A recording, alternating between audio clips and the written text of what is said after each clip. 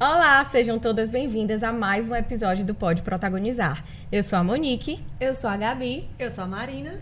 E sempre a gente tem que fazer os lembretes para vocês, né? A gente descobriu essa semana que mais da metade das pessoas que assistem o Pode Protagonizar no YouTube e no Spotify não nos segue nem é inscrito no canal. Então, por favor, vamos corrigir isso. Nós vamos parar um segundo agora para você se inscrever no canal. Pronto, agora que você se inscreveu no canal, solta a vinheta.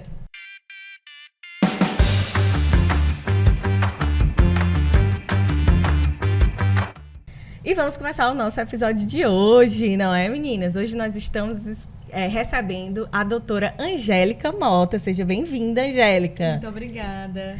E, Gabs, como é de praxe, conta aí um pouco sobre a vida acadêmica dela. Fala o currículo dela pra gente, por favor. Primeiramente, eu gostaria, de agradecer por aceitar o convite, dizer que é uma honra estar recebendo você aqui. E galera, vamos conhecer um pouquinho do currículo da nossa convidada, que a gente já vê muita coisa legal por aqui. É advogada, professora da graduação e da pós-graduação, mestre em Direito pela Universidade Federal do Ceará, pesquisadora, conselheira estadual da OAB, presidente da Comissão de Direito de Família da OAB-CE e presidente da Comissão do Processo de Família do IBDFAM. É membro da Comissão Especial do Código de Processo Civil do Conselho Federal da OAB, da Associação Brasileira de Direito Processual e da Associação Norte-Nordeste de Professores de Processo. É tudo isso! Bem-vinda! Muito obrigada, é um prazer imenso estar aqui com vocês. Angélica, vamos começar explicando um pouquinho como começou essa trajetória, né? A gente vê assim o currículo extenso e fica pensando, qual foi o primeiro passo para você entrar nessa carreira do direito? Isso é bem interessante, assim, parar para pensar sobre isso, porque eu não tenho ninguém do direito na minha família, a minha família não tem nenhum advogado, não tem ninguém. E, curiosamente, desde criança, reza a lenda que eu falava que iria fazer direito. Sempre que me perguntavam o que eu ia fazer, eu diria que iria fazer direito, mesmo sem saber, não fazia a menor ideia o que é que significava fazer direito. E isso eu morava no interior, né? Eu fui criada pelos meus avós em Itapajé. E lá tampouco tinha faculdade, eu tampouco convivia, não sei de onde veio essa coisa do direito. Mas eu dizia isso e eu sempre vinha, desde de muito pequena, passar as férias com os meus tios em Fortaleza, e eu passava ali em frente da faculdade de Direito da UFC, eu via aquele... Não sei se é porque o prédio era rosa, mas eu passava... E engraçado que eu passava antes pelo de agronomia, né? Mas não chamava tanta atenção. E eu dizia, a faculdade de Direito, eu vou estudar aqui. Eu sempre dizia isso, assim, sempre tive essa coisa. Eu nunca pensei em fazer outras coisas, outros cursos. Até cheguei a me inscrever na época do vestibular, na UES, por exemplo, para fazer outro curso, porque não tinha direito, e aí eu queria... A família sempre dá aquela pressãozinha, né? Tente fazer outra coisa, uma opção, plano B, uma outra universidade. E aí eu cheguei a me inscrever em administração, na UES, e sempre me interessei muito por psicologia também, mas nunca foi uma dúvida para mim o que é que eu iria fazer na faculdade de Direito. A dúvida veio, às vezes os questionamentos sobre a vida surgem depois, né? Mas antes não. E concurso, já pensou em fazer concurso? Passou pela sua cabeça? Pensei sim. Durante a faculdade, os meus colegas, eles eram muito voltados a estudar para concurso, né? Lá na UFC havia acho que ainda hoje é assim, essa tradição. Então, da minha turma, eu acredito que a grande maioria sejam funcionários públicos hoje, promotores, juízes, defensores. Eu tenho muitas amigas defensoras públicas, acho que a maioria das minhas amigas são defensoras, muito vocacionadas, inclusive. E sempre passou pela minha cabeça. Mas o que eu acho interessante é que, mesmo na faculdade, quando eu pensava em fazer concurso, eu sempre dizia, vou fazer para procuradoria, porque eu queria ser advogada de alguém. Então eu dizia, não, vou fazer, eu acho que eu quero fazer PGE ou PGM. Aí a minha resposta sempre era, porque se eu fizer isso eu vou poder advogar. Sempre era. Então eu tinha sim essa atração pela ideia do concurso, mas era sempre uma ideia que me pudesse não fechar a porta da advocacia. E o que pesou mais, assim, nessa escolha para você entre um concurso e a advocacia? O que te brilhava os olhos em relação à advocacia? Quando eu terminei a faculdade, né, durante a minha própria formação na faculdade, eu procurei experienciar isso. Sim. Então, eu primeiro fui estagiária de um escritório de advocacia, um escritório muito bom, aprendi muito. E aí eu fui justamente passar por todas as procuradorias que eu poderia passar. Por exemplo, eu nunca estagiei no Ministério Público, eu nunca estagiei em um tribunal, eu só estagiei em escritório, estagiei na Procuradoria-Geral da Fazenda Nacional, na Procuradoria-Geral do Estado e na Procuradoria-Geral do Município. Já estava com o viés ali formado. Exatamente. Então, eu passei por todos esses. E quando eu me formei, havia assim, você vai se formar e etc. Como eu disse, não tenho ninguém na família. Então, eu pensei muito e você procura muito a estabilidade. Então, eu pensava em estudar para concurso. Só que nesse momento, a necessidade falou mais alto, porque eu precisava trabalhar e eu não podia, assim, naquelas condições específicas daquela época, me dar ao luxo, agora sem as minhas bolsas de estágio, né, inclusive, de me dedicar a estudar, por exemplo, para uma procuradoria do estado, do município. Então, eu fui advogar. Na minha cabeça eu dizia que era por necessidade, mas eu não era um sacrifício também para mim, porque eu estava propensa a isso. E eu peguei a primeira oportunidade de trabalho que apareceu, que era num escritório bem grande, mas para fazer um trabalho bem difícil, e aquela primeira vaga possível que o advogado entra para trabalhar com recuperação de crédito. Aquela carteira volumosa, né? Exatamente. Que traumatiza às vezes. Exatamente. Mas foi a primeira oportunidade que surgiu, eu realmente, literalmente, peguei a primeira oportunidade e fui. E, felizmente, né, e aí entra um pouco do que eu acredito muito sobre a vida, os relacionamentos que você constrói ao longo da vida são muito proveitosos, né, são muito felizes. Eu estava estagiando lá e aí, 2, 3 meses depois, eu já tinha sido selecionada para uma vaga melhor em outro escritório.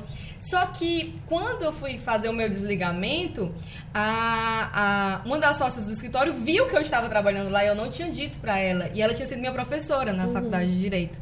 E aí, quando ela viu que eu estava lá, ela disse, não, você não vai sair daqui. E aí, ela me levou para trabalhar na matriz do escritório. E foi onde eu fiquei cerca de 2 anos. E onde eu também aprendi muitíssimo, porque a minha trajetória sempre foi marcada por muita interdisciplinariedade e por resolver problemas. Então, eu até falo isso hoje para as pessoas que trabalham comigo no escritório. Eu sempre falo isso, né? Quando eu vou fazer uma audiência, eu disse, vocês não querem ir não comigo? Eu não entendo. Porque quando eu trabalhava, assim, no começo, eu era recém-advogada, eu pedia para ir, eu queria ver como era. Eu ainda, estagiando em escritório, quando eu estagiei em escritório, eu pedia para acompanhar os advogados, eu queria ver como era a audiência, eu queria ver como é que era despachar com o juiz, despachar com o desembargador. Então, eu tinha muita curiosidade. E foi aí, lá nessa oportunidade que eu tive de trabalho, eu aprendi muita coisa nesse início da advocacia. Eu fui trabalhar num setor que era de processos estratégicos. Então, eu não fiquei trabalhando com uma área específica. Eu fiquei trabalhando com o que eu trabalho até hoje, que é problemas. Sim, todos nós. E acaba que os escritórios, eles são a nossa faculdade da advocacia, né? Que a gente não aprende, como você bem colocou, principalmente a UFC. A grade dela não é muito focada para a questão da prática jurídica, né? Ela é muito para a questão acadêmica ou de concurso. Qual é a tua turma? Qual foi a tua turma lá? Foi a turma de 2010.2. 2010.2. A nossa foi a 2018.1. Um pouquinho mais na E o atrás. cenário não mudou muito, porque assim, tirando a nossa turma, que eu acho que é uma exceção, porque a nossa turma específica da noite, o nosso grupo de amigos, por exemplo, ninguém é concurseiro. Não, 2 pessoas, acho que uma pessoa é concurseira, né? Né? O resto, todo mundo ficou assim no âmbito privado, seja escritório, até assim, né? Empreendedorismo e tudo isso. Mas tirando a nossa turma, o restante, na sua grande maioria, é concurseiro, voltado para isso. E eu acho que é uma realidade muito grande das faculdades, e pelo menos assim, da realidade que a gente compartilhou demais. Então, assim, eu também acho que o escritório, ele acaba sendo a sua faculdade da advocacia. Você aprende a advogar lá. Então, essa questão de querer participar de tudo é necessário, porque senão você não aprende, né? Dessa forma. Exatamente. Eu penso muito sobre isso e eu falo muito isso para os meus alunos. Porque hoje a gente vê muito essa coisa do self-made, né? Você, pelas redes sociais, porque apesar de eu ter apenas 13 anos de advocacia, eu consegui acompanhar uma mudança de geração. Então, eu acompanhei a ruptura do que era antes das redes sociais e do que está acontecendo com as redes sociais. Então, eu vejo muito um incentivo por parte de alguns perfis e etc. de dizer, não, você não precisa trabalhar em outros lugares, você pode se vender na internet e fazer, e ganhar mais do que se você fosse trabalhar em outro lugar, faça meu curso, né? Aquela coisa. E eu sou muito contrária a esse discurso, e eu nem vendo curso, tá? Mas eu sou muito contrária a esse discurso, e eu falo muito para os alunos, tanto da graduação como da pós, que ai de mim se eu não tivesse passado pelos escritórios que eu passei e pelas experiências que eu passei. E eu posso falar isso com um certo conforto, porque o argumento da necessidade também era um argumento que eu tinha. Eu também tinha necessidade de ganhar o dinheiro e de me sustentar. Mas eu acredito muito fortemente que na construção da carreira, principalmente do começo da construção da carreira, a experiência vale muito mais do que um eventual valor que você ganha mais do que aquilo. Então, eu acredito que se eu tivesse saído diretamente da faculdade para fazer um curso online, se fosse hoje em dia, e advogar sozinha, eu acredito que nada de várias coisas que hoje eu considero que foram muito importantes e que eu valorizo na minha carreira teriam acontecido. Porque eu aprendi isso através das experiências profissionais que eu tive. Aprendi porque tinha alguém para supervisionar, porque tinha alguém para me chamar a atenção, porque tinha alguém para me dizer qual era o caminho, porque eu errei e tinha alguém para corrigir, não era a responsabilidade inteiramente minha, porque eu não tinha a menor noção, se a gente não sai com noção de advocacia, imagine de gestão de escritório, de como gerir, do que significa, por exemplo. Hoje em dia eu já sei quando um caso chega até mim, claro que eu não posso calcular com uma precisão, mas eu já sei mais ou menos o que aquilo vai me custar, quanto tempo vai levar um processo, porque eu já conheço essa realidade. Mas quando você sai da advocacia, você não sabe. Não. Você não sabe o quanto... Você acha que está fazendo, às vezes, um ótimo negócio. Sim. E, na verdade, você está comprometendo ali uma parcela significativa da sua vida, da sua paz, da sua profissão.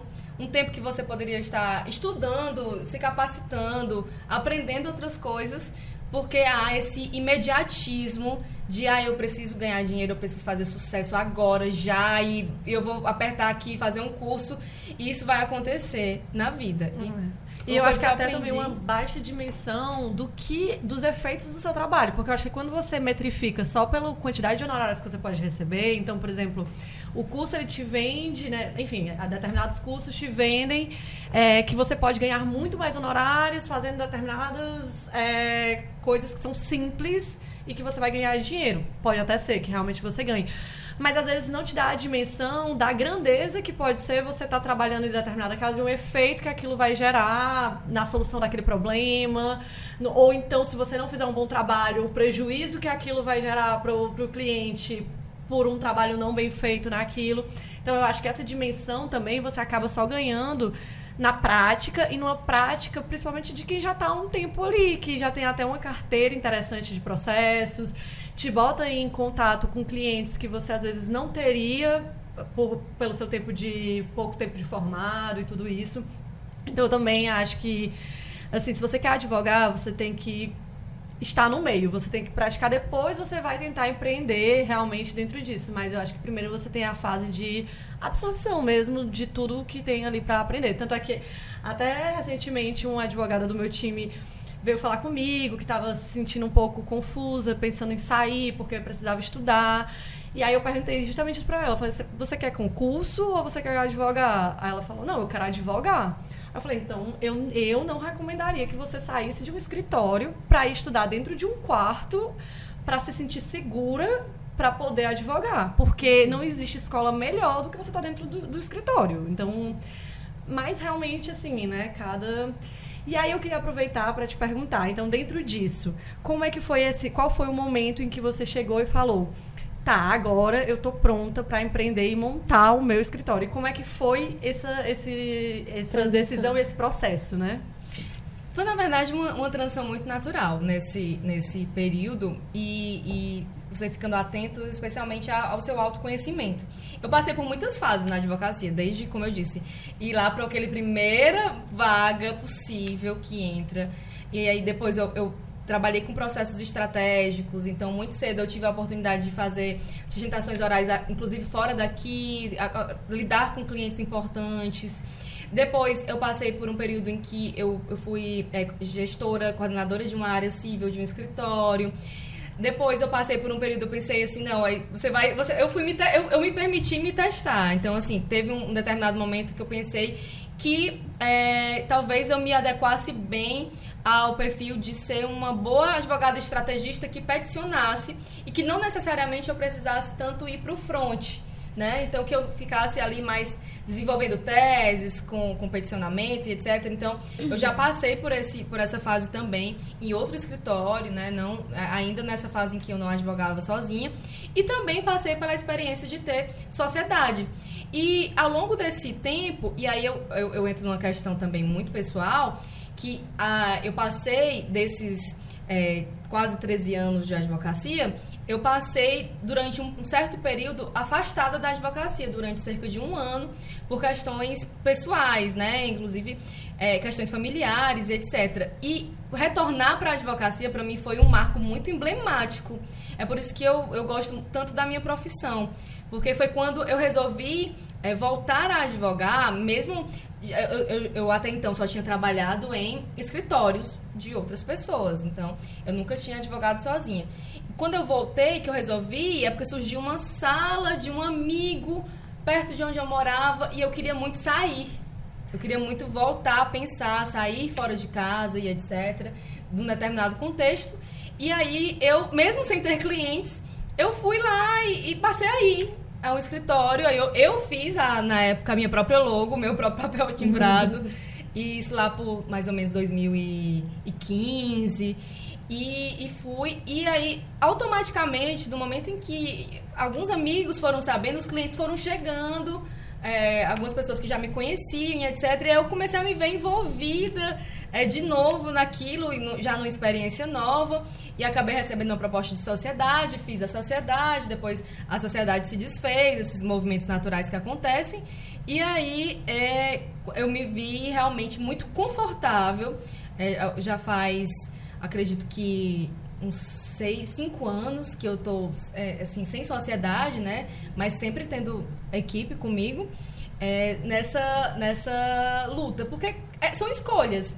Existem sociedades que funcionam muito bem. Eu conheço vários amigos que têm sociedades maravilhosas e eu nem sequer descarto a possibilidade de um dia voltar a ter sócios, ser sócio de outras pessoas. Mas eu me identifiquei muito nisso.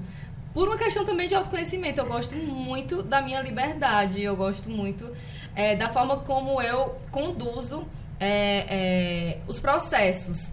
Então, eu sempre procuro, né, inclusive em terapia, que ajuda muito, em análise, eu sempre procuro identificar quais são os meus pontos fortes e fracos. E eu considero que eu sou uma ótima advogada, mesmo que eu preciso melhorar muito como gestora. Então, aí eu preciso chamar pessoas que saibam gerir para estar perto de mim. Isso, dentro de uma sociedade, pode ser muito interessante. Você ter um sócio com um perfil diferente do seu, né? E aí eu fui fazendo esse movimento e eu me encontrei muito, né, advogando sozinha.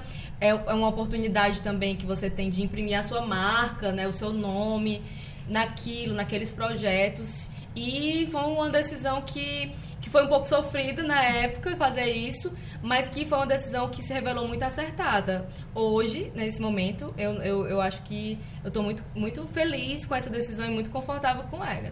E hoje a gente tem 2 empreendedoras aqui na mesa, viu? Porque a nossa querida Monique Maciel aí já tá montando seu próprio escritório. Abri meu escritório esse mês, soltei. A pessoa não dorme, né? A pessoa fica numa ansiedade. As coisas acontecendo, você querendo 300 clientes de uma vez, não existe? Tem que ter paciência, né? A prova vida de que vai dar certo. Não, é isso aí. Eu tô aqui, ó, já pensando nisso. Tô mentalizando. A vida é feita desses movimentos. Vai ter uma época que vai ter 300 clientes e vai ter uma época que vai ter 3 e você já vai aprender a identificar quando Quais é são que os é cada períodos, época, né? e se adaptar para aquilo também. E você só vai saber vivendo, né? É isso que eu tô pensando. Não tem ensaio. E, Angélica, nesse ponto, onde é que chegou o direito de família, assim, pra você? Em que momento da sua carreira chegou o direito de família? Eu vou agora, eu não gosto muito de clichês, mas às vezes os clichês, eles resolvem. Quase todo advogado de família que eu conheço usa essa mesma frase. Quer dizer que o direito de família não foi uma escolha, foi escolhido pelo direito de família. Eu já vi vários falando isso. Mas o pior é que é mais ou menos isso mesmo. Como eu disse, eu estava passando por uma questão familiar, inclusive quando eu voltei a advogar, como eu disse, e era uma questão de direito de família. Tinha questões de direito de família envolvidas, etc. E aí, eu me dei conta, eu já tinha acompanhado alguns processos de família nos escritórios que eu trabalhei, mas nunca foi uma área da minha expertise até então. E com esse problema familiar, eu acabei me reunindo e eu percebi, e é uma coisa que eu acho muito interessante, porque isso não faz tanto tempo assim, e mudou muito de lá pra cá. Existiam pouquíssimos advogados de família, bons advogados de família, há uns 6 anos atrás aqui, você poderia contar nos dedos mesmo. E hoje em dia temos vários muito bons, né? Várias pessoas, é uma área que cresceu bastante e eu fico muito feliz por isso. E aí eu tive várias reuniões com colegas e etc. E inclusive com as colegas que realmente ficaram com a causa, que são advogadas maravilhosas de família. E aí eu fui estudando para entender um caso que eu tinha um interesse pessoal. Eu fui estudando sobre isso. E aí parece que as coisas se atraem, não sei direito, começou a aparecer casos de família para mim. Casos de família é uma coisa bem... E aí um dos primeiros processos que apareceram para mim no escritório já foram um desafio assim muito grande, que já era o chamado combo do direito de família, né? E com todas as nuances possíveis. Só não tinha menor de idade nesse, mas tinha idoso, era uma dissolução de união estável, tinha uma partilha de bens controversos, tinha uma anulação de um negócio jurídico, tinha violência doméstica, tudo no mesmo caso. E aí eu peguei aquele desafio e nós tivemos vitórias muito importantes. Inclusive, eu acredito que foi... o CPC tinha acabado de entrar em vigor, o CPC 2015, então isso era em 2016, quando eu vivenciei essa questão. E tinha acabado de entrar em vigor, tinha a disposição de que ainda era obrigatória a audiência de conciliação. E pelo que me consta, nós conseguimos a primeira decisão em que, ainda sem ter nenhum tipo de previsão nesse sentido, eu pedi para que uma vítima de violência doméstica não participasse da audiência de conciliação, que ela não fosse obrigada. E o juiz de primeiro grau, como era um juiz cível, porque existia esse processo, teve desdobramentos em família e no cível. O juiz de família foi mais sensível, mas o juiz do caso cível, ele entendeu que não era um impedimento, realmente essa discussão. Por isso que eu digo que faz tão pouco tempo e nós já avançamos, né? Essa discussão não existia tanto, e ele disse que não, que por mais que ela tivesse medida protetiva, ela teria que comparecer, porque o CPC dizia recém, né, entrado em vigor, os juízes ainda estavam aplicando, que ela tinha que sim, que a minha cliente tinha sim que comparecer àquela audiência. E aí eu lembro bem, assim, o momento em que eu comprei essa discussão, porque a minha cliente disse que não iria. Ela, inclusive, ainda estava lesionada, né, por conta do que tinha acontecido. E eu falei, não vai. Eu vou levar isso até o STF, se for necessário, mas não vai. E aí, no tribunal, o tribunal foi sensível a isso. Eu acho que nós tivemos, talvez, a primeira decisão nesse sentido. Assim que foi um mês depois que o CPC entrou em vigor, no sentido de que ela não fosse obrigada a participar da audiência devido ao fato de ser uma vítima de violência doméstica, uma audiência cível, né? Não era uma audiência de família, e nem no juizado da mulher. Sim, não. Legal. Experiências que só você se colocando, né? Que você vai ter, se você se colocar e se expuser. Que massa. Excelente experiência. Eu acho que é momento, a gente já introduziu um assunto, né? É momento da gente falar do Data Gabs. Vai, doutora Gabriela. Perfeito. Eu estava aqui matutando em relação ao que você estava dizendo, né, Angélica? Porque eu sou advogada criminalista. Então, eu advogo em muitas causas de violência doméstica. Não é brincadeira. E a maioria, a grande maioria, tem questões de família envolvida, né, dentro daquele contexto, daquele âmbito de violência doméstica. Então, sempre tem uma ação de guarda, uma ação de alimentos e uma medida protetiva que a gente vai atuar ali lado a lado. E o que eu observo também dentro dessas ações é que, às vezes, não estou dizendo que é a maioria delas, mas, às vezes, a questão é eminentemente de família e é utilizada como uma moeda de barganha pelo processo penal. Eu vejo muito isso.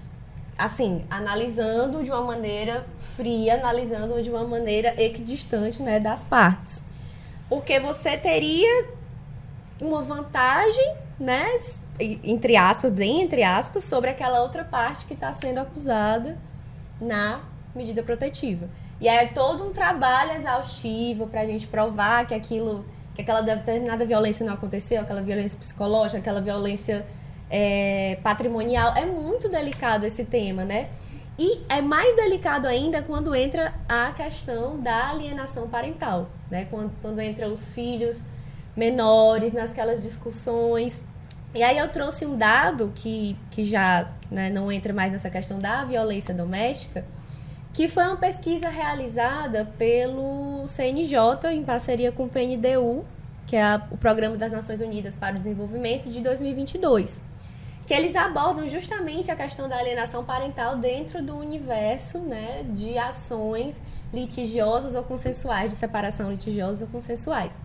E aí um dado que eu destaquei aqui foi que um total de 230 mil ações litigiosas evidencia o potencial de envolvimento de crianças em conflito entre seus pais e mães, o que já é um número bastante alargado.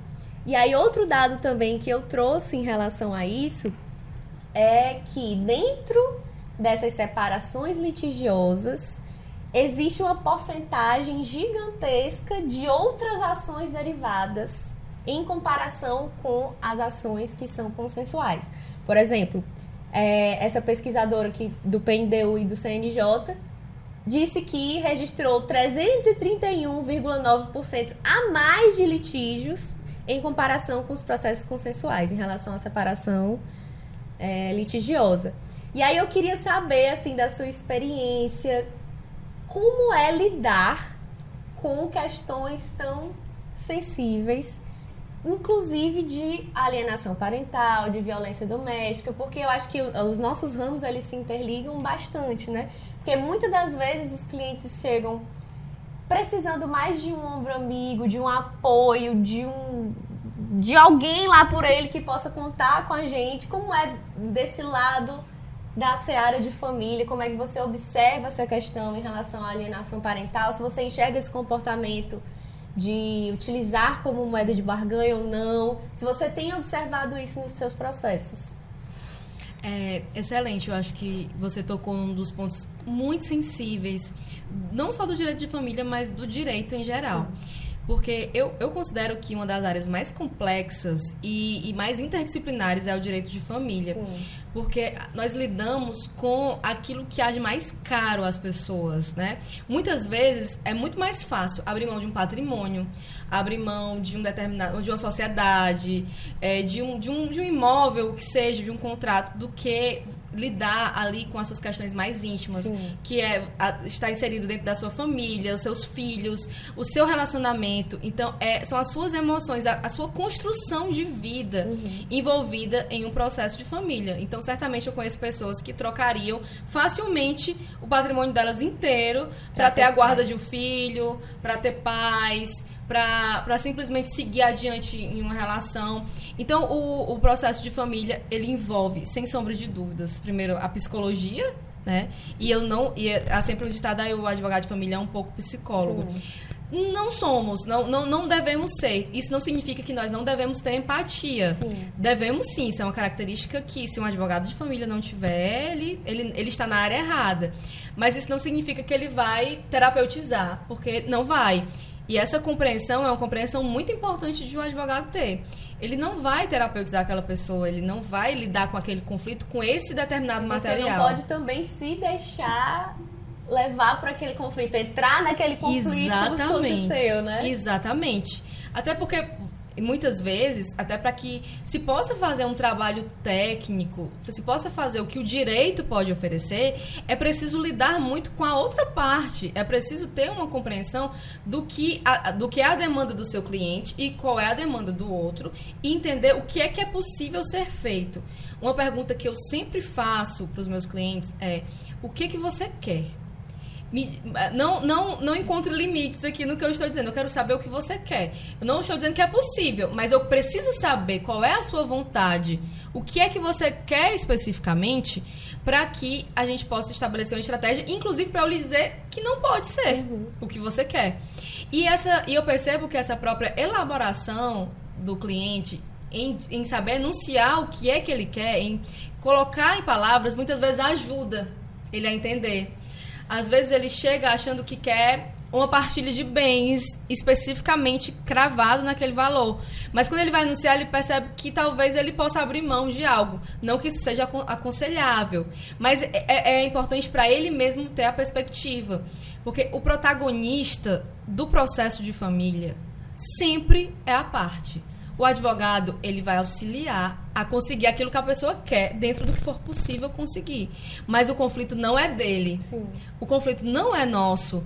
Nós não podemos pessoalizar os conflitos familiares, como ainda muitos colegas fazem. O conflito é daquela pessoa. Inclusive, nas estratégias que vão ser consideradas, é preciso entender se o seu cliente ele vai estar confortável em cumprir aquilo. Eu não posso estabelecer uma estratégia que seja só mais rentável.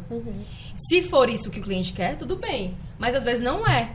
É preciso uma estratégia no sentido daquilo que ele vai se sentir confortável, porque é a pele dele. É ele, é a vida, são as relações familiares dele, é aquilo que ele pode conseguir e aquilo que ele pode, muitas vezes, suportar. Então, tratando especificamente da alienação parental, é algo muito, muito, muito, muito presente nos conflitos familiares. Porque, muitas vezes, quando a relação acaba e existem filhos, a alienação parental, ela é, às vezes, inconsciente, às vezes os pais não fazem de propósito, mas muitas vezes fazem, porque é o único elo que restou é aquele filho. E é por isso que eu sou, apesar de todas as polêmicas envolvendo a lei de alienação parental, eu sou muito favorável à legislação regulamentando isso. Não que eu seja favorável, aí eu separo de novo a psicologia do direito, porque existe toda uma discussão se o psiquiatra que cunhou a síndrome, se aquela pesquisa teve validade, etc. Eu entro dentro do que o nosso legislador escolheu proteger. E o nosso legislador escolheu proteger determinados valores que incluem que nenhuma criança, adolescente tenha a sua relação fragilizada com outro genitor. E essa legislação, ela é, acima de tudo, didática. Ela é elucidativa, ela estimula as pessoas a, pelo menos, pensarem sobre isso. A, pelo menos, pautarem os seus comportamentos pensando que pode existir consequências. E esse efeito didático da legislação, eu já acho bastante... Apesar de todas as problemáticas também da aplicação da legislação, que existem essas problemáticas, mas esse efeito didático também é muito positivo. Então, é preciso ter muita sensibilidade e muita atenção ao papel de advogado, ao papel do cliente e, principalmente, ter muita atenção à escuta. Porque não é possível fazer uma consulta de direito de família com meia hora marcada no relógio. Sim. Não é possível fazer, olha, a consulta vai durar exatamente 59 minutos. Ou 59 minutos, 59 segundos. Porque uma primeira consulta de direito de família, ela pode, e principalmente se o profissional quiser realmente entender do caso, ela pode levar a muitos caminhos. Ela pode levar a muitas reflexões para que aquele conflito possa ser entendido. Né? E como é que eu vou conseguir tratar questões tão complexas, como você tão bem pontuou, que muitas vezes envolvem questões criminais, patrimoniais, envolve ali o direito de uma criança, tem uma criança ou várias crianças em sofrimento, os próprios adultos em sofrimento, gerando sofrimento nas crianças, se não for possível compreender do que se trata aquele conflito, quais são as provas daquele conflito, o que é como é que aquilo pode ser levado para o judiciário. Então, é por isso que eu digo que nós precisamos ter empatia, mas nós não somos os psicólogos. Nós precisamos ter empatia porque nós precisamos ter curiosidade sobre o conflito. Sim. Saber como foi que ele se desenvolveu, saber quem são os atores envolvidos, saber se houve conflitos antes, se não houve, se há a possibilidade de aquilo ser resolvido ou se aquilo é uma situação que precisa ser resolvida de uma forma urgente naquele momento, para evitar muitas vezes que aconteça uma coisa pior.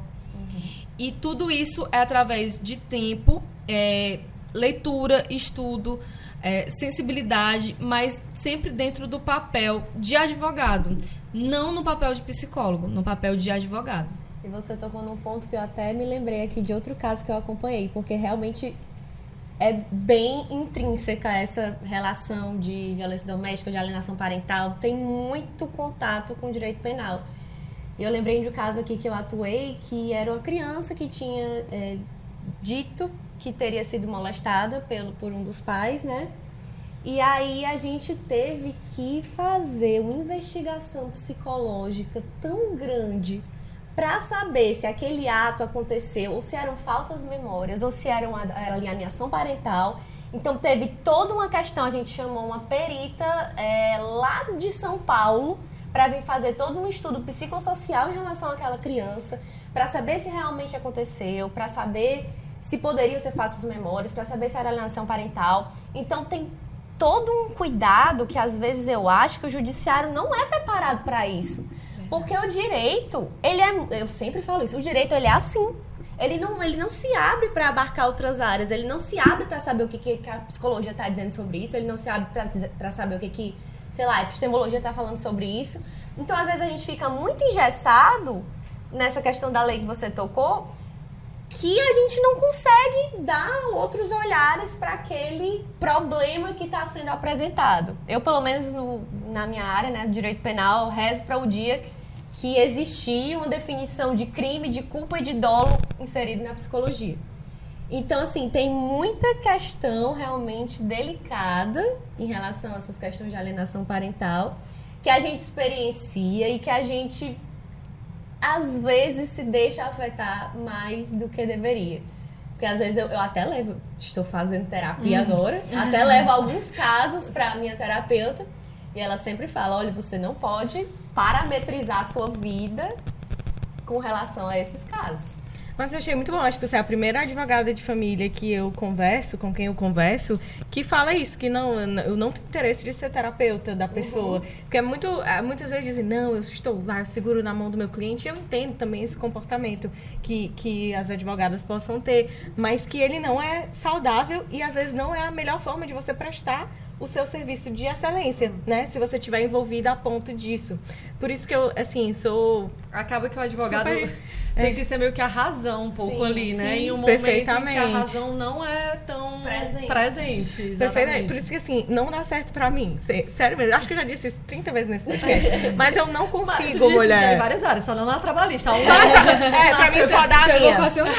Só dá a minha. Porque, mulher, os pouca coisa de família que eu peguei, uma vez um advogado me chamou de mentirosa. Eu disse, rapaz, um advogado da área trabalhista com quem eu tenho alguma coisa, não quer me chamar de mentirosa. Aí uma pessoa de família diz, você está com falsas verdades, falsas não sei o quê. O direito de família tem a coisa, né? Tô fora. E é porque eu acho que realmente tem essa questão da dificuldade, às vezes, do próprio advogado separar o que é do cliente e o que é dele, né? Sim. Ele acaba entrando, às vezes, nisso daí. Eu também concordo que é algo a ser evitado. Você tem que ser ali a mente sã. Total, mas se tiver algum cliente assistindo e quiser procurar o meu escritório, pode procurar que eu faço parceria com as melhores advogadas de família. Inclusive, é um ponto muito importante esse, porque o que eu deixo muito claro pro meu cliente é que ele vai ter a melhor assessoria jurídica possível. E que para que eu possa dar a ele o resultado jurídico, muitas vezes eu vou ter que discordar ou vou ter que chamar atenção para determinados pontos. E você falou uma coisa que, para mim, hoje é o ponto central dessas questões que envolvem o direito de família, especialmente no que diz respeito à alienação parental e falsas acusações e essa intersecção com o direito penal, que é a necessidade do direito se abrir para para noção de que ele não se basta. Sim, exatamente. E de que é necessário a contribuição da psicologia e de outras áreas. E que, principalmente, entra o meu principal objeto de pesquisa. O direito probatório, muitas vezes o direito de família, você conversa com muitos profissionais, etc., se concentra muito na questão, a guarda, a definição de guarda, a definição de alienação, tudo isso muito importante, não estou dizendo isso. Mas, na prática, eu me concentro muito no processo. Então, o direito de família ele é muito direito probatório. Então, eu já tive também um caso como esse que você falou, de uma acusação em que uma criança disse para a mãe que sofreu um determinado ato do pai e aí aquilo gerou já na justiça uma restrição do direito de convivência e tudo mais. Aí eu chego lá, inclusive eu fiz isso na sustentação oral, e pergunto para o tribunal o que ele entende como prova. Porque se eu entender como prova algo que não foi nem a criança que disse, é que alguém disse que a criança disse... Nossa, isso acontece muito. Alguém disse que a criança disse. Mas onde é que tem dizendo que a criança disse? Porque nesse caso não tinha uma análise de uma psicóloga, não tinha... Testemunho especial, um testemunho, obviamente, que tem que ser colhido com todas as peculiaridades que uma criança precisa para que tenha seu testemunho colhido. Não existe prova suficiente para uma suspensão, porque se o direito entender isso como prova, por mais que exista o princípio do melhor interesse, né, da criança e do adolescente, mesmo assim, isso nos coloca numa posição de fragilidade jurídica muito grande. Então, caso aconteça uma situação como essa, que pode acontecer, claro, a intenção é proteger. Então, vamos procurar um psicólogo, vamos procurar um profissional que possa dizer aquilo, que possa acompanhar, porque uma coisa é certa, se uma criança narra isso, se surge esse fato, não vou nem dizer se uma criança narra, se surge esse fato para o judiciário, só existem duas opções. Ou a criança efetivamente falou que aquilo aconteceu, isso é muito grave, ou alguém disse para aquela criança falar que isso aconteceu, e isso é muito grave. Então, de qualquer forma, aquela criança está sendo vulnerabilizada. Mas o direito ele não é o suficiente, e é por isso que existem todas essas medidas de depoimento especial e etc. E o que acontece muitas vezes na prática é que pais ficam separados dos filhos durante uma boa parte da infância, 2 anos, que não voltam atrás, ninguém recupera. Aí, depois a justiça reverteu, se provou que realmente não tinha, ou foi indeferido por insuficiência de provas, ou enfim. Mas quem vai recuperar aqueles anos? Uma criança que tem 3, 4 anos e passou até os 6, 7, com medo do pai, porque disseram que alguma coisa aconteceu. E um dano que não dá para ser recuperado. E exatamente. Quando acontece da própria criança ser ouvida e dizer... Na verdade, é porque quando as crianças são muito pequenas, assim, sei lá, até uns 5, 6 anos, a interpretação ela é complementada, né? Sempre é complementada por um dos genitores. E aí eu já vi muito de acontecer não, mas o meu genitor tal falou que era isso. Cara, pra você saber se é isso ou não, realmente, muito e não vai ser complicado. Provavelmente dentro do judiciário que isso vai ser descoberto. Muito isso vai precisar de uma força-tarefa. De outras áreas, né? De outras interseccionalidade mesmo para poder seguir. E é por isso que eu acho tão importante que existam legislações, porque pelo menos, né, tem um caráter, como eu disse, didático e intimidador. Pelo menos isso, porque se não existisse era ainda pior. Essa situação. Então, pelo menos, a pessoa pode ficar em dúvida antes de cometer uma alienação. Sim. Ela, pelo menos, vai ficar assim... Tem uma responsabilização, existe uma né? responsabilização. Talvez seja melhor eu não fazer. Por mais que, às vezes... Porque existem vários graus, né? A gente está falando de um caso extremo. Existem casos mais simples em que, às vezes, uma sessão de mediação é o suficiente para resolver. Em que, ali na própria conciliação e etc., a situação se resolve. Vários graus. Mas é um ponto muito sensível e eu acredito que um dos pontos nodais mesmo do direito de família hoje, dos mais complexos, é quando a gente vai tratar aí das provas envolvendo a criança e a adolescente. Massa, muito bom. Realmente, esses assuntos todos que a gente falou levam para um ponto em comum, né? O direito de famílias, enfim, o direito ele está sempre se renovando, sempre vindo novas situações na sociedade que merecem o nosso estudo e nossa atenção. E aí eu lhe pergunto, você é professora, né? Como é que você faz para se manter atualizada? Que dicas você daria para nossa audiência para se manter sempre atualizada com aquilo que está saindo de novo? Vem Código Civil, né? Vem muita coisa nova. Que dicas você daria? Eu vou começar do menos importante para o que eu considero mais importante. Mas o menos importante também é importante. Eu acredito que estar atento às publicações oficiais da área que você atua é muito importante, né? No direito de família, o IBDFAM com certeza é uma referência, onde se consegue acesso aos principais julgados sobre diferentes temas do que acontece dentro do direito de família, acompanhar os profissionais, as publicações, estar em congressos, em eventos. Nós sempre conseguimos ter acesso a uma perspectiva diferente da nossa quando nós estamos envolvidos no meio da nossa área. Então, se sou do direito de família, eu vou procurar a Comissão de Direito de Família da OAB, vou procurar o IBDFAM, vou procurar uma outra associação que eu me identifique com as ideias, mas eu vou procurar estar rodeada desses profissionais e participar de eventos que envolvem essa temática e acompanhar o que está sendo produzido, tanto do ponto de vista das decisões judiciais, eu acho fundamental que se acompanhe as decisões do STJ, se procurar, porque no direito de família tem ainda mais essa dificuldade, porque os processos são em segredo de justiça, em alguns casos a gente tem uma certa dificuldade de acesso, mas o STJ continua como uma ótima fonte de informações sobre mudanças de tese, os entendimentos das turmas e tudo mais. Mas o que eu diria, isso é muito importante e fundamental, mas o que eu diria que é mais importante para um profissional, e aí eu vou falar especificamente do direito de família, mas eu acho que isso se adequa às outras áreas também, é estar atento e conectado ao elemento humano. Nós precisamos ter acesso à arte, nós precisamos estar conectados com a arte, então nós precisamos seja a arte que você quiser, se é música, se é literatura, se é dança, se é cinema. Por que eu falo arte? Porque é a nossa conexão com aquilo que há de mais humano. Nós precisamos muito ter elementos. A gente estava falando justamente agora que o direito não é o suficiente, né? E eu amo aquela frase do Drummond de que os lírios não bastam, né? As leis não bastam, os lírios não nascem das leis. E eu amo isso, porque, na verdade, eu acredito que o estudo faz total a diferença. É uma das coisas que fazem mais diferença na minha carreira profissional é ser processualista, mas a coisa que eu acho que fez mais diferença na minha vida profissional foram os livros não jurídicos que eu li, as músicas que eu escutei, as percepções, as conversas que eu tive sobre isso com outras pessoas, as relações que eu estabeleci com outras pessoas com base numa visão comum da vida. Então, não se limitar, se preparar muito, ser um ótimo profissional, ficar atento ao STJ, ao que acontece, mas não se limitar, não achar que se você estiver 100% conectado ao direito, já está tudo feito. Já estará melhor do que muitas pessoas, com certeza, que não façam isso.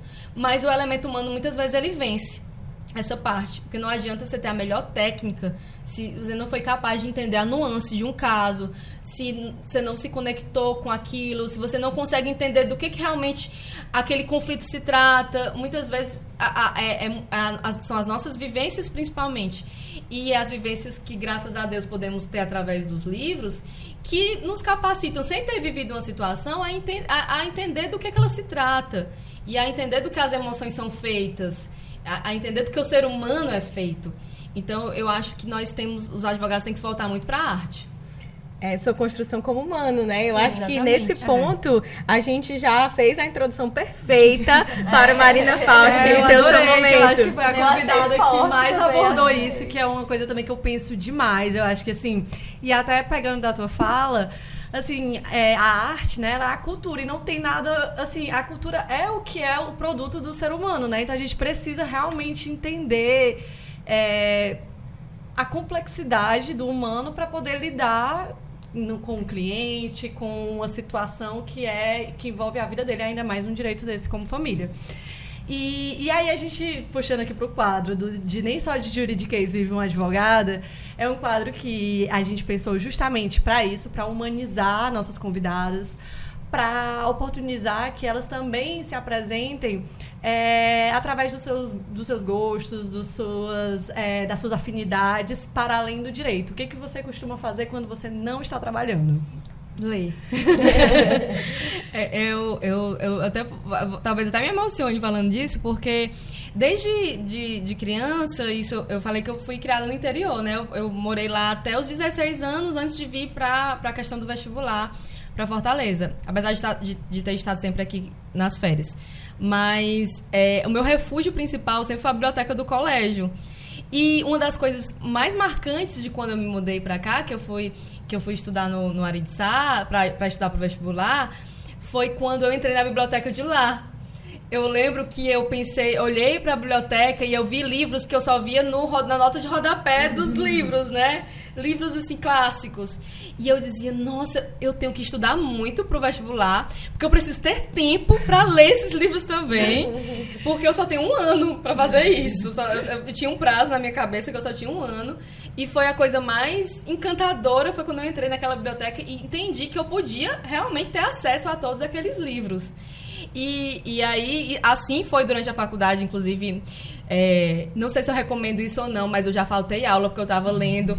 E até um professor meu, que hoje foi meu professor de processo, é um querido amigo, que ele me lembrou isso recentemente, encontrando, eu não lembrava que eu tinha falado isso para ele.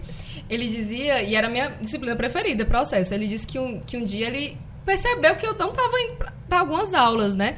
E aí ele chegou, aí disse, Angélica, o que tá acontecendo? Né? Tô sentindo sua falta. E eu tirava notas boas e tal. Aí, professor, me desculpa, é porque eu ando muito envolvida com literatura.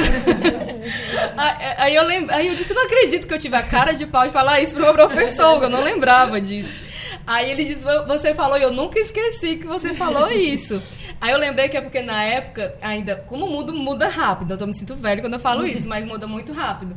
Na época você tinha que, para ter acesso a determinados livros, tinha as obras completas, tinha uma editora que fazia as obras completas, né? Hoje que eu vou ali na Amazon, clico, o livro chega no dia seguinte na minha casa, né?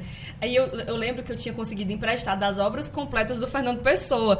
E eu tava obcecada por isso. Prioridades, né? Prioridades, eu tava obcecada. E eu pensava assim, bom, pra prova eu estudo quando estiver perto da prova, porque depois eu vou atrás saber, porque eu preciso ler. Eu não sei quando é que aquele senso de brevidade, de urgência, né? Não sei quando é que eu vou ler isso daqui novamente. E aí eu fazia muito isso. Então, eu leio muito. Eu não sei se eu leio muito, na verdade, porque a leitura pra mim é uma coisa muito natural. Às vezes eu leio mais, às vezes eu leio menos.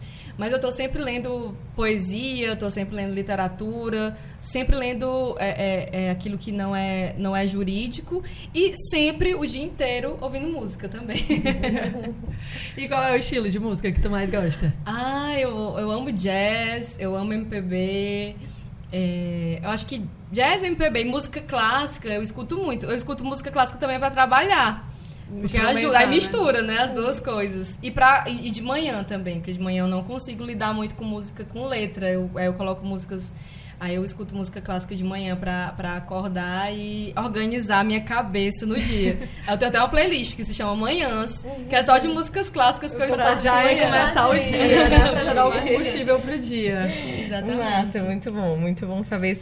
Sempre saber o que você faz pra se encher de combustível também, né? Pra ser um combustível pra seguir na profissão. E tomar banho de mar, aproveitar que a gente mora numa cidade como essa. Quando a coisa tá muito apertada no meu juízo, eu tenho um tempinho, peraí, eu vou bem ali tomar um banho de mar. Aí eu vou e volto, que é uma coisa que os cariocas fazem muito. Eles têm... A gente não, apesar da gente ter... Bem menos, a gente não tem esse costume da nossa rotina no dia a dia, botar aí, colocar realmente um banho de mar e aproveitar esse privilégio, né, que a gente tem. Tem que aproveitar, viu? Olha, eu tô muito longe agora, tô morando em Passo Fundo, Rio Grande do Sul, viu? Nossa, é verdade. Não tem mar, então aproveitem por mim o aí mar. Você percebe que faz falta. Faz falta, viu? Faz falta. E, Angélica, a gente já tá se encaminhando pro final da nossa conversa. Acho que a gente conversou bastante, colheu aqui muitas dicas, muitas coisas, e agora eu queria saber de você, quais são seus planos para o futuro? Enquanto profissional, enquanto pessoa, enfim, o que é que você enxerga para o seu futuro? Eu penso muito, eu quero muito imprimir a minha marca pessoal, né? Isso profissionalmente falando. Algo que tenha, de certa forma, um selo, né? Eu gosto de pensar nisso, que o meu nome seja associado a uma qualidade específica, processual e etc. Mas eu acho que realmente a minha grande ambição é me manter conectada comigo mesma. O autoconhecimento é uma coisa muito importante para tudo. Parece uma conversa meio aberta, meio assim, se conecte com você mesmo, busque conhecimento, etc. Mas não, isso é puramente egoístico mesmo, é do ponto de vista prático mesmo, totalmente prático. Que você sabendo o que você gosta e o que você não gosta, o que você pode fazer, o que você não faz, de jeito nenhum, já ajuda você em 90% da vida. Porque muitas confusões na vida a gente faz porque a gente não sabe se a gente gosta ou não gosta de uma coisa, se a gente elastece ou não elastece um limite, se a gente faz ou não faz. E aí eu acho que essa coisa do autoconhecimento que eu tô falando não é uma coisa etérea, filosófica, é algo do ponto de vista prático mesmo. Não perder isso de vista, não perder quais são os valores que eu quero, quem eu sou. Não quero nunca me desconectar da minha história, então eu estou constantemente lembrando quem eu sou. Eu gosto muito de falar isso em todas as ocasiões possíveis, que eu sou do interior, que eu fui criada pelos meus avós. Eu adoro falar isso, porque eu não posso esquecer disso. Eu sou fruto disso, eu sou fruto da cidade onde eu morei. Eu até me emociono falando disso, porque falei da minha avó, pronto. Ela vai adorar ver isso. Alô, vó! E eu não quero nunca esquecer disso. Eu não posso, em determinado momento da vida, achar que as coisas estão ajustadas e que tá tudo bem e que eu sou um herdeiro, digamos assim. Não que tenha nenhum demérito nisso. Eu tenho que lembrar de onde eu vim, eu tenho que lembrar que eu olhava aquela faculdade do Prédio Rosa e ficava, nossa, o que é isso? Eu vou estudar aqui. Eu tenho que ter encantamento pelas coisas. E eu acho que uma fonte de encantamento, além da arte, na minha vida especificamente, é a minha avó. Minha avó é uma fonte de encantamento pra mim. Como é o nome dela? Niceia. Dona Niceia, ó. Alô, pode protagonizar. Ainda bem que eu não passei vexame, porque... Não, passou não. Vai dar muito orgulho pra vovó aqui.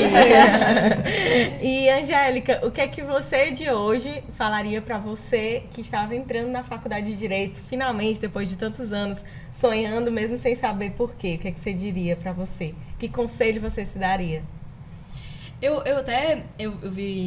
fiquei pensando sobre isso, né? Eu até brinquei com dois amigos meus, que eu falo com eles todos os dias, o Pedro e a Ellen. E aí eu disse assim, eu fiquei assim, o que eu falaria pra mim do passado, sendo que eu acho que as coisas que eu errei no passado também me contribuíram, de certa forma. Porque uma coisa que eu diria certamente é que eu aproveitasse bastante a faculdade. Uma coisa que eu não tive na minha experiência de faculdade, que eu demorei a vir a ter na minha carreira, foi a experiência acadêmica mesmo, de dar aula. Apesar de eu ter sido monitora de uma disciplina especificamente, eu não me envolvi tanto nessa parte de pesquisa. Isso só surgiu na minha vida depois.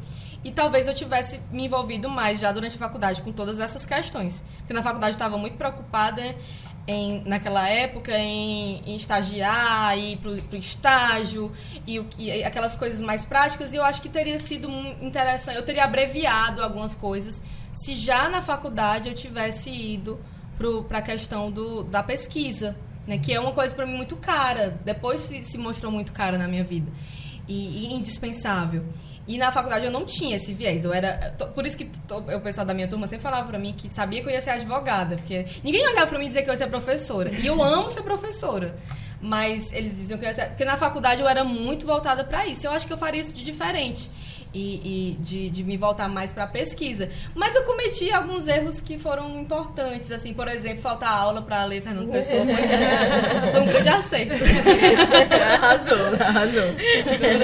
Angélica, muito obrigada. Não só pela sua presença, mas pela sua contribuição aqui. A gente sempre sai dessas conversas enriquecido, mas acho que hoje você trouxe um viés diferente do que a gente tinha visto até agora. Então, muito obrigada por estar aqui, por ter contribuído pra gente.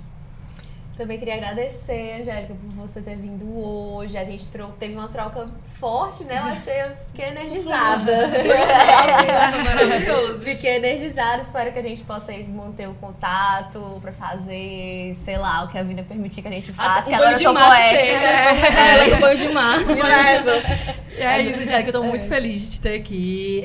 Muito obrigada por ter topado. Assim, me identifiquei demais contigo ainda em vários momentos.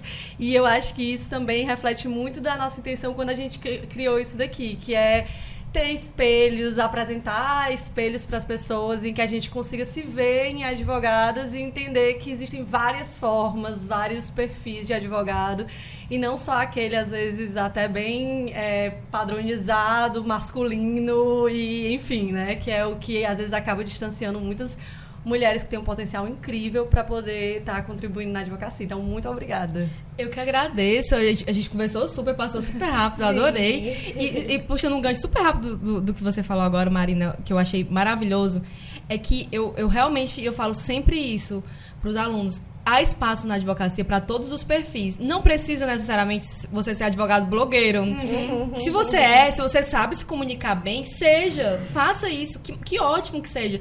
Mas existem pessoas mais introvertidas que vão ser ótimos estrategistas, vão peticionar ali tranquilinhos no escritório, nos bastidores, mas fazendo um trabalho excelente. E vão até atender bem os clientes de frente a frente, né? Assim, exatamente. Não precisa estar na internet para você conseguir atender bem um cliente, exatamente. Né? Eu quero só dizer que tem espaço para as suas qualidades específicas.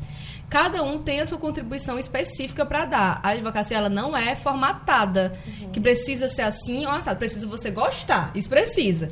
Precisa gostar, se capacitar, mas não precisa ter um perfil específico que é o que é vendido. Você pode ter a sua contribuição, a sua qualidade, ela pode ser reconhecida. Mesmo que seja low profile, mesmo que mesmo que seja de uma outra forma, mas é possível. Arrasou. E é tudo isso, pessoal.